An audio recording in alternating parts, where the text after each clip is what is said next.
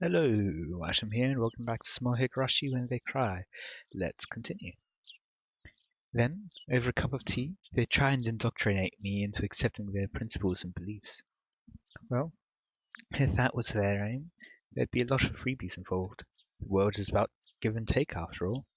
I couldn't be going in a suit. I pulled some plain clothes out of my travel case and changed into something more casual. After that, after calming down by watching some local television, I left the hotel and set out for Okonomiya Station. Is he bringing a camera?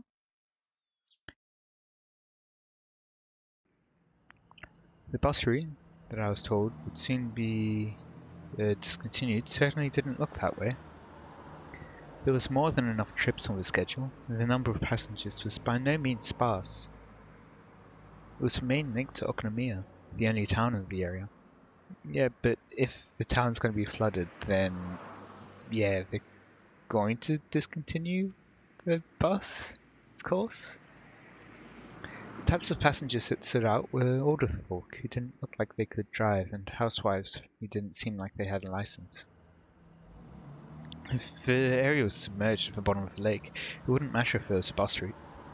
That's why it was going to be discontinued, exactly, in the unnatural scheme of things. I could catch a glimpse of the government's intent in cutting off their means of transportation to bully the village into emptying out sooner. It makes sense. According to the documents, talks between Ministry of Construction and the locals broke down quite early. Yeah, but if you get rid of their means of getting out, then they're gonna have a hard time getting out, and so they won't really be able to empty out the city as quickly. It's a double-edged sword in a way. The government decided from the start to take an aggressive stance on the matter. It was like the fairy tale with North Wind and the sun trying to get the traveller to remove his cloak. Even their bullying had meaning to it. The reason why the Onogafuchi Defense Alliance resisted so violently was because the government was doing unseemly things like that. I was somebody who lived in Tokyo, so for a village or two out of the boonies like this to be submerged didn't seem like a big deal. But I guess for somebody actually living here, it would be a vitally huge problem. This route will be discontinued at the end of this financial year. Thank you for your patronage up to this point. We look forward to your continued patronage on our other lines. Okonomiya Transportation. Gazing lazily at the notice of discontinued service posted inside the bus, I counted down the number of stops until the designated one. Along the way, we passed through the checkpoint before without stopping. They knew what time the bus was coming, so they had opened up the barricade ahead of time. From here on out was enemy territory. My palms had at some point become coated in a thin film of sweat. 浮田水道前へ、浮田水道前へ。お降りの方はいらっしゃいませんか？ I hurriedly pressed the stop request button as the designated stop was announced. For none of the numerous passengers to be getting off here meant that it must be quite a remote place. In actuality, the stop I got off at was so abnormally run down that I could tell it was barely used. As soon as I stepped out, an intense atmosphere completely different from the interior of the bus assailed my body. Right now, Oishi or Hondaya went beside me. That's right. At present, I was alone in the middle of enemy territory. My adversaries had probably thought I was just an ordinary tourist, but that was nothing more than a ruse. Oh, if by some mistake my true identity was to be exposed, it brought back the terrifying words I had of the prefectural office, that if somebody was attacked in Himenzawa with a knife, there wouldn't be any evidence left behind. Is this by any chance actually Tomitaka-san? Like, he's using a fake name at all? Because we know that Tomitaka-san lived in Tokyo, had those some similar things with nature photography and all that. Um, uh, and I'm pretty sure it's been mentioned that something about him is like a pseudonym or something, or fakes. Um, And if it is, then that means that in this timeline, he actually lives, because it goes until 2003, and that's when he's going up to meet Oishi. Although he said that he only knew Oishi for 3 days, so maybe it isn't. I didn't seem suspicious, did I? My clothing was currently casual. It was exactly the type of clothing that a city slicker that viewed the countryside as a wholesome getaway would wear. A camera and a knapsack. Inside were various things needed for hiking. It was still only June, maybe it was unusual, but the sun was shining down like it was already the middle of summer. The fact that I didn't bring a hat must seem odd. No, it wasn't something to be that concerned about. It's alright. I was just a normal tourist. Just normal. Was there anything suspicious about me? Asking that, I turned around to look at the bus that was departing. Whoa! All the passengers by the window were staring down at me, silently. Okay, I wasn't expecting that, to be honest. Not the screen, at least. They were staring right at me, as if they'd seen right through my proud little outfit, just staring, looking down on me. Countless stares rained down like needles on me from the windows open to air out of the bus. All that rained down were stares. None of them were saying a word. But, all the more, their silent stares told me more than a million words could. Hurry up and go back to Tokyo, you outsider. いえ、私は。There was no reason for me to speak. My quiet voice was drowned out by the sound of the engine. The bus, as if to torment me, set out slowly, and after doing more than enough to intimidate me, sped off. A thin film of sweat began to rise from my entire body. According to the documents, it was a village that seemed wary of outsiders. Its population was small as well. If they saw an unfamiliar face, they would be quick to identify that face as an outsider. On top of that, nobody else had gotten off at this stop. It was a bus stop that they normally just passed on by. Somebody actually getting off there. There was no doubt that had drawn some attention. But this wasn't a slip-up. They were the ones who directed me to get off at this stop. There was nothing to worry about. I knew that I was just nervous, since this was my first undercover assignment. My more seasoned colleagues referred to us as the new generation that didn't know how to lose their cool. But that wasn't true at all. In order to calm my breathing down, I exhaled the unpleasant air residing in the pit of my stomach. I couldn't help but pray that my apprehensions would disappear like the white clouds of exhaust expelled from the bus, or of the person who's supposed to be meeting me. There's a small shed there to serve as shelter if it rained, and it was there I decided to wait. Inside the shed, one wall was plastered with posters advertising the dam opposition efforts. It was like the heartfelt screams of the villagers were recorded on that wall. Inside that shelter, I felt an inexplicable pressure. It wasn't like I had any real relation to the dam project, but it still made me feel hesitant about being inside there. That was just how filled with the force of denial that space was. And inside that uneasy space was a girl. Oh, or inside that shed covered in words written in broad brushstrokes, berating the policies regarding the dam and calling for action, there was a girl sitting there with a drowsy gaze, as if half asleep. The two images clashed so much that I could only stand there dumbfounded for a moment, trapped in such a surreal environment. If I stepped inside, who knew what kind of oafish noises I would accidentally make? I couldn't be disturbing this girl's slumber like that. Having thought that, I gave up on entering the shed. She's probably a guide. It was just a sleeping kid, so why was I so worked up about it? Finally, I realized. This girl, to us, as a married couple, was the very image of our ideal child. Even after numerous examinations at the hospital, we didn't know for sure what our child's gender was. Whether we could tell if it was a boy or a girl was, in the end, depended on whether or not we could get an image of their genitalia. There was, of course, no guarantee that it was a girl, but with things the way they were, the possibility was high. Even so, Yuki had been saying that the chances that it was a boy or a girl were even.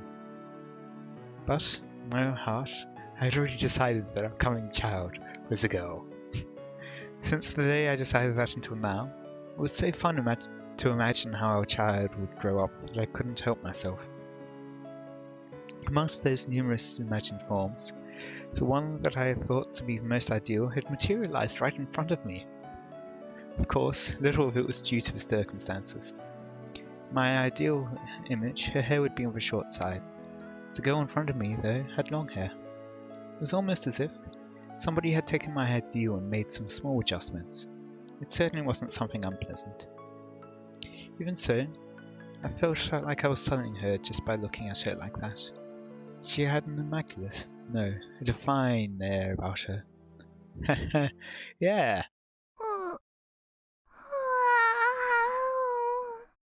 Interesting that you used divine, since in the previous one, was it?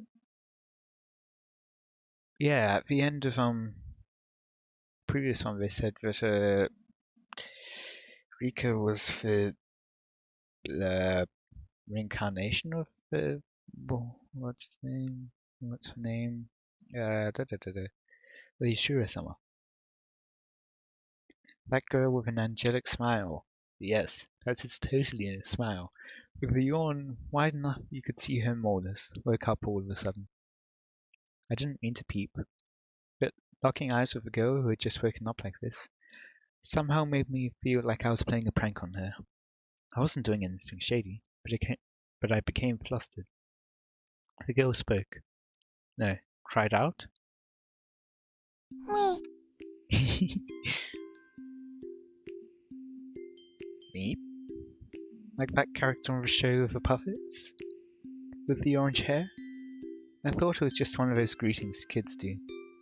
So in order to prove I was a suspicious person, I responded in kind. Me. Me. Oh. Me. Oh, he's totally confused. The girl stared at me dubiously with a doll-like expression. Cute, but cold and hard to read. Well, I wouldn't be surprised. There was, after all, a non-familiar man right in front of her when she woke up. He responded with meep when she said the same. Suspicious. She definitely thought I was suspicious.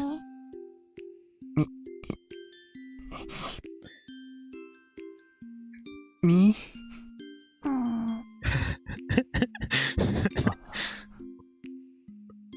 We were both at a loss for words. No, the only one lost was me. The girl in front of me, as if inquiring about my motives, stared at me intently. In this silence, I felt like I was the one who had to say something first. Damn it. This girl was way better at interrogating somebody than Oishi. 怪しいものじゃないんだ。 This was everyone suspicious person ever. 私は みぱ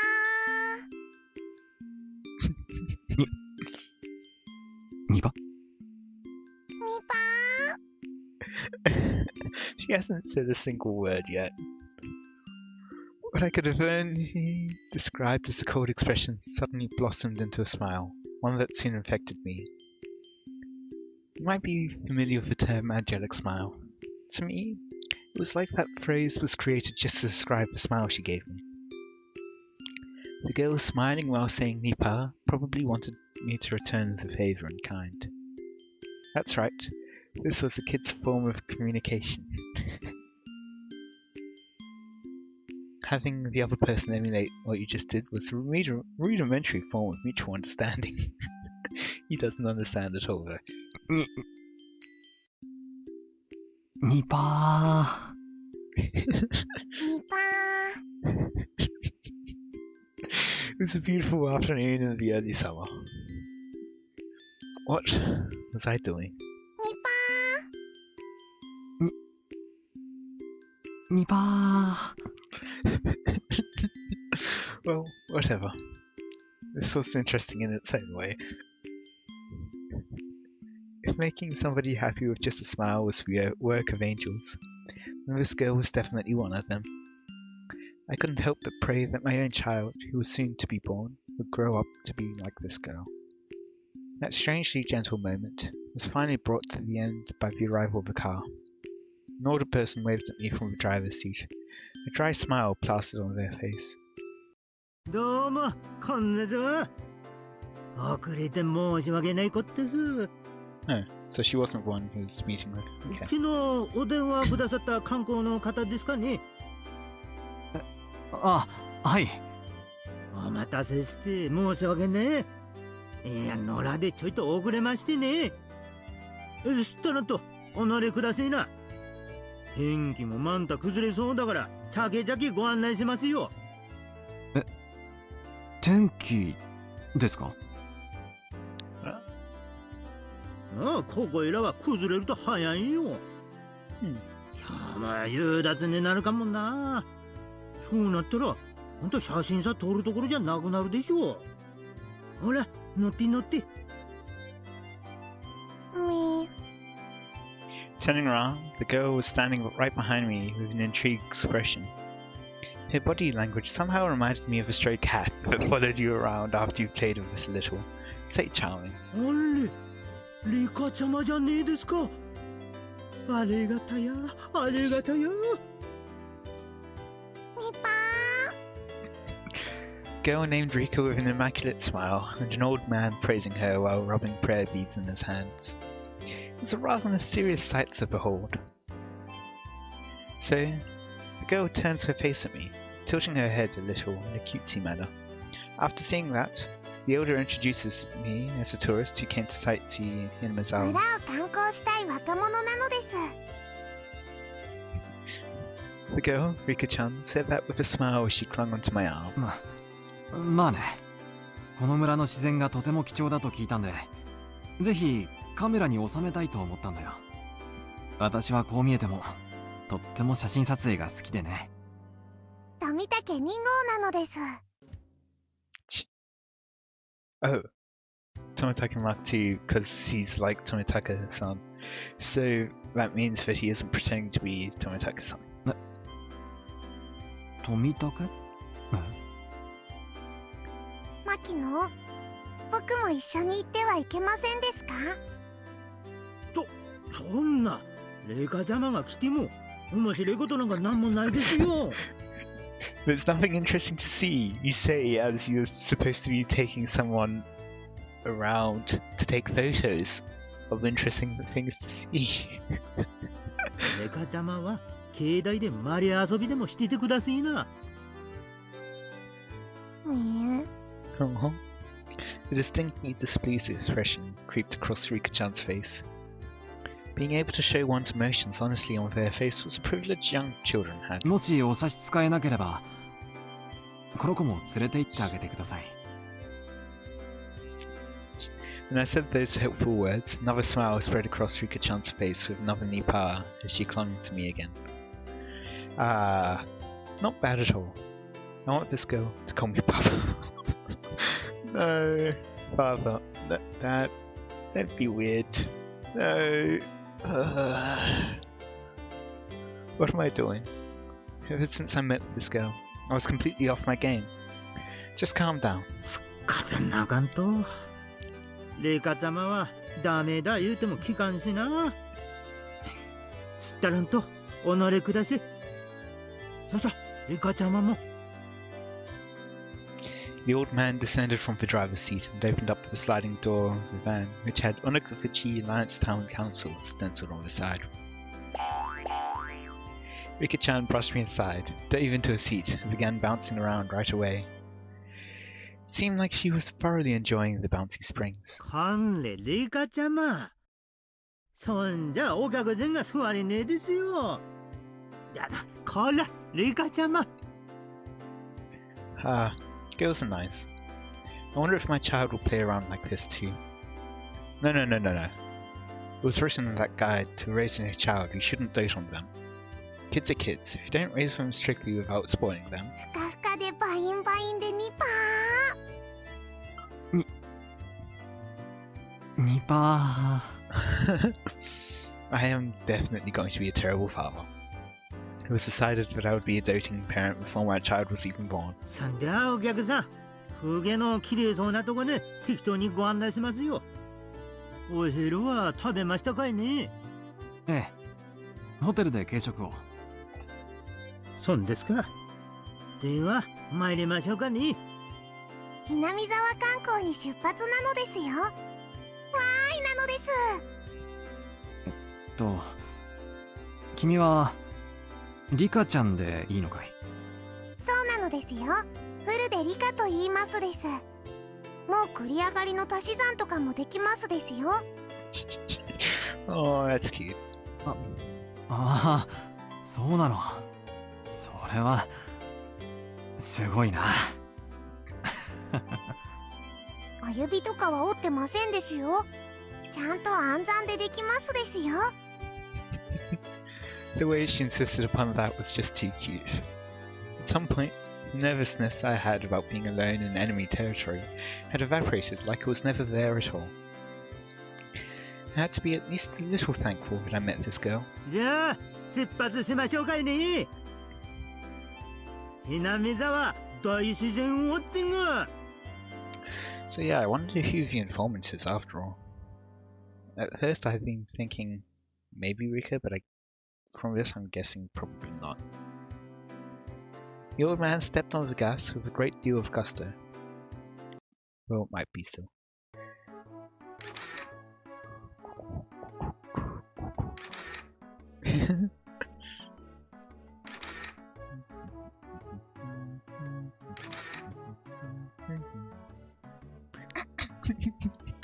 Oh, that's cute.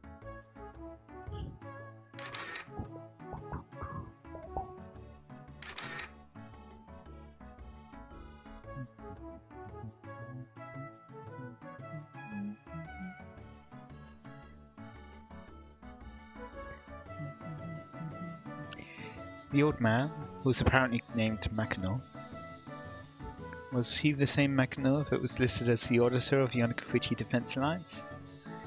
He showed me around places that were all breathtaking. Even though I wasn't really here for sightseeing, I couldn't help but be impressed. First of all, this was different from the simple scenery of the city. The scenery of a charming village like this, no matter how mundane it seemed to the villagers, had a tranquil appeal to it. At first, I was only releasing the shutter as part of my tourist act, but midway through, I found myself taking pictures out of pure interest. Tourist traps had their own unique allure to them, but there was nothing like that here.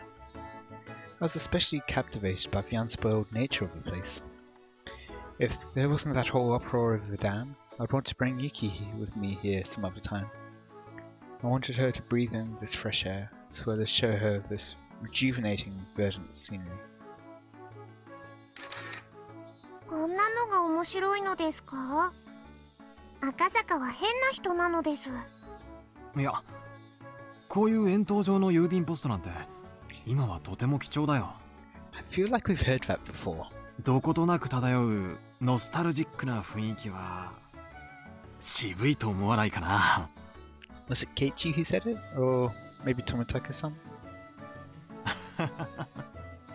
ひなみ沢は楽しいですか？まあ、楽しいよ。退院したらぜひ家内を連れてもう一度来たいよ。その時には生まれている子供も一緒にね。I feel like perhaps you've disclosed a bit too much information. 今は出産を控えて入院しているんだ。予定日がもうすぐでね。君みたいな可愛い女の子だといいんだけど。Oh, that is, you've given yourself away a bit there. Now, it isn't normal for the father to be away on a trip, having fun, taking photos when his wife is about to give birth. You've just given yourself away as being suspicious now. Great job. お客さんはもうすぐおめでたですかいね。そんないけねえよ。奥さん惚れ出してこんなとこに遊びに来てちゃ。See? I was momentarily at a loss for words. It was exactly how Makino-san said. There was no good reason for a man who was waiting for his wife to give birth to be playing around idly in this place. Did I slip up? あー、まあひなみ沢への旅行は前々からの予定だったんで、妻の家族が付き添ってくれているから大丈夫だし。そんなに前から予定してたんなら大自然ウォッチング。 Then why didn't they have the why didn't he book earlier for the what's it called? For the scenic trip? 確かね間に合わんとかいね。いやそんだったらこんな窮屈な思いさせんと綺麗な観光バスで回れたのに。 It didn't seem as if Makino was actually digging for anything.